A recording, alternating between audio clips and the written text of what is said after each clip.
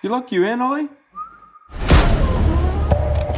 When Talk to Me first blew up on social media in 2023, I was rather skeptical because horror often tends to get overhyped online. And after spending half my life watching the genre, I've seen the cycle play out way too many times, with big buzz, flashy gimmicks, maybe even a dash of gore, and always the claim on how it's actually about trauma. And honestly, it mostly delivered what I expected.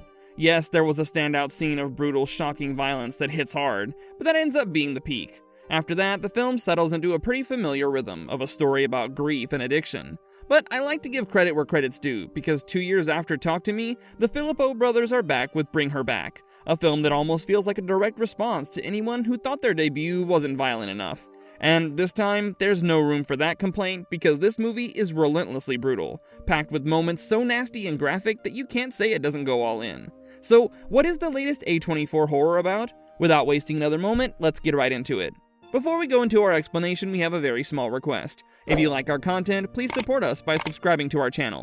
This is a small click for you, but for us it means a lot. Thank you. Let's begin.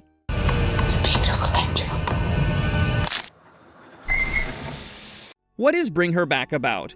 What makes Laura's character suspicious right from the beginning? So, Bring Her Back opens with a rather sudden, tragic accident, where a slip in the shower kills the father of teenage step-siblings, Piper and Andy. With Piper's mom already out of the picture, the two are tossed into the foster system and told they will be separated. But Andy is fiercely protective of his younger sister and isn't having it. Piper has visual impairment, and even if she's not fully blind, she can only make out lights and vague shapes. So Andy is determined to stay with his sister at least until he turns 18 and can fight for Piper's guardianship. This urgency sets the tone for the rest of the film. By the way, Piper is brought to life in a standout performance by Sora Wong, who also shares her character's visual impairment. Despite it being her first feature role, she delivers something genuinely affecting and grounded. Anyway, eventually the siblings are placed in the home of Laura, an odd, emotionally raw woman still reeling from the accidental drowning of her own daughter, Kathy. From the start, Laura makes it clear she's not very thrilled about Andy, and is seen to be wary while citing reports of his previous physical altercations, which were flagged by their social worker. And things only get more tense when Andy catches her snooping and overhears him trash-talking Oliver, Laura's unsettling, selectively mute nephew, who makes his entrance by trying to strangle the family cat. From there, the uneasy dynamic in the film only spirals into something much darker. But right from the start, we get a very clear idea that Laura is involved in some kind of dark magic, though exactly why remains murky at first. Her house is surrounded by a painted white circle. She secretly watches old VHS tapes of disturbing rituals with the strangely emotionless Oliver, and during the wake for Piper and Andy's father, she quietly snips a lock of his hair. So if that doesn't make it seem like something's definitely off, I don't know what will. Finally, things really start to click into place when we learn more about Laura's deceased daughter, and see how she begins to project her grief onto Piper. That's exactly when the true shape of Bring Her Back starts to emerge. Laura, with help from Piper, Oliver, and a conveniently recorded satanic ritual shot by someone on a handheld camera and then transferred to VHS, is trying to bring her daughter back. The only real obstacle here becomes Andy, who doesn't trust Laura one bit and keeps a close protective watch over his sister. As the movie progresses, we figure out that Laura is not a one-note villain. As twisted as her plan is, it comes from a place of heartbreak. There's a genuine sadness in her actions, as her love for her daughter hasn't faded. It's just been warped by Greer Hawkins, who plays her, handles that complexity beautifully. She doesn't just lean into the madness, by giving Laura a sense of longing and pain that makes her as tragic as she is terrifying. Why is Andy so fiercely protective of his stepsister? So early on in Bring Her Back, we get a hint that Andy has a very complicated past. Like I mentioned before, Wendy, the social worker who was assigned to his and Piper's case, mentions some past trouble before the full story finally comes out. Turns out that when Andy was just 8, he hit Piper. However, it was not out of cruelty because he was a scared, angry kid, struggling with the fact that their father regularly beat him, but never laid a finger on Piper. The movie soon reveals that Andy has always been seen struggling to cope because his dad was very abusive to him throughout his childhood and continued abusing him even after he married Piper's mother. Their dad clearly favored Piper over his biological son, and that resentment boiled over in a very heartbreaking way. That one moment becomes ammunition for Laura, who twists it to her advantage. In one of the film's more disturbing turns, she hits Piper herself and frames Andy for it, thus feeding into the narrative that he was dangerous. Andy ends up suffering more than almost anyone in the story because this is a boy who's been through hell. He comes from a violent childhood that gave him deep emotional wounds, and now Laura's manipulation was something that drove him over the edge. As we discussed before, not long after Piper and Andy began living with Laura, they started noticing very strange behavior from her. While she takes an immediate liking to Piper, her attitude toward Andy is awful to the point that she begins psychologically tormenting him by making him think he was wetting the bed, among the other things to exacerbate the trauma he was already experiencing from his dad's death. All Andy ever wanted was to protect his sister. Even if Piper wasn't blind, her nearsightedness clearly impedes some of her life decisions. Yes, what he did as a child was awful, but it's clear that he regrets it deeply and has spent every moment since trying to make it right. That's why Andy tries to reach out to Piper as she was being steadily turned against him by Laura's machinations. This is when he finally revealed how he was jealous of his little sister, getting all the attention from their abusive father. Andy's tearful confession comes rather late in the film, but it completely redefines his character. He and Piper even have a code word, grapefruit, that they use to check in on each other's honesty, which is a small but touching sign of the trust they have rebuilt. It's a quiet thread that runs through the film, reminding us how much these two really mean to each other. Every little detail about Andy's relationship with his sister goes a long way toward explaining why he was so committed to watching over Piper, as it's implied he feels guilty for her condition in the present day. This is also what makes his demise the saddest moment of the film, as we realize that Andy's last moments were probably about him leaving Piper alone in the world. What was the dark truth of the occult ritual that Laura wanted to perform? The whole deal behind the ritual that Laura intended to perform really hits you like a train off its rails. So, Laura never got over the death of her daughter Kathy. Grief consumed her, and in the years since, she had thrown herself into studying an obscure, unsettling occult ritual that promised to bring Kathy back to life. But this ritual was not some harmless spell. As we see Laura piece together through old grainy VHS tapes, it turns out to be violent, disturbing, and deeply unnatural. This dark ritual apparently required the host body of someone living in order for the soul of the dead to have someplace to return to.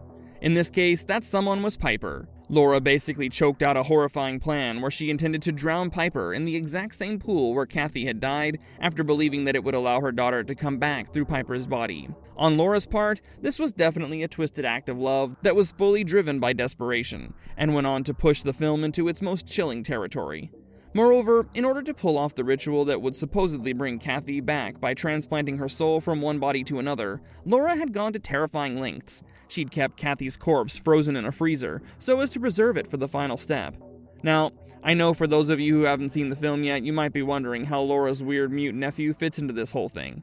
Well, long before the events of the movie, Laura apparently abducted a boy named Connor Bird, who she now calls Oliver, or Ollie for short. She tells everyone that the boy was a selective mute, but the truth turns out to be far darker when we find out that in reality, Laura has allowed something demonic to take hold of him. Of course, Ollie is part of the ritual. According to Laura's plan, he's meant to consume Kathy's corpse and then purge her soul into Piper's body, which would essentially transfer Kathy's soul into Piper and bring her back that way. But since this is a ritual, there are definitely going to be rules. We soon find out that certain steps have to happen in a certain order, and this is why Laura keeps Ollie locked away as his hunger and the possession grows stronger by the day. The ritual has to take place within the painted white circle on the ground where they all live, and that's why Ollie cannot escape. When Andy unknowingly leads Ollie outside of it, Ollie begins to seize violently, as if the demon inside him is being forced out. This chilling moment was more than enough to make it clear that whatever Laura was doing, it only works inside that white circle, and no one's getting out that easily. Does Piper escape from being Laura's scapegoat in the occult ritual? As we approach the film's ending, Andy finally starts piecing together that something is seriously off about Laura. While visiting Wendy at one point, he noticed a missing child poster on the wall with photos of a boy named Connor Bird, and the face seemed way too familiar to him. And then he remembered how Ollie had scribbled the word bird on a piece of paper earlier, and that's when it clicked that Ollie was not who Laura said he was. In reality, he was Connor, the boy she kidnapped. Andy then rushed back to Laura's house with Wendy, desperate to stop whatever was happening.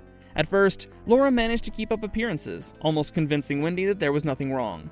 But when Wendy noticed the blood on Laura's arm, which was a result of a struggle she had with Ollie earlier, it became more than enough for her to raise an alarm. That's when Laura finally snapped, as she realized her plan was falling apart. In a frantic, horrifying act, she rammed her car into both Andy and Wendy. While Wendy was killed instantly, Andy somehow survived the impact, but only for a moment.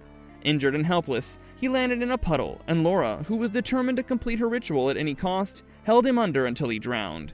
Meanwhile, after uncovering the full extent of Laura's twisted plan and finding Andy's body, Piper finally realizes that she was manipulated to turn against the one person who truly cared for her. As Laura tries to complete the ritual by letting Ollie eat Kathy's body and then attempting to drown Piper, she tries to run, But Laura, desperate to finish the ritual and bring her daughter back, drags Piper into the pool where Kathy died. In a last-ditch effort to survive, Piper pleads with Laura, even calling her mom at one point. That single word cuts through Laura's obsession, shaking her to her core, just long enough for Piper to break free.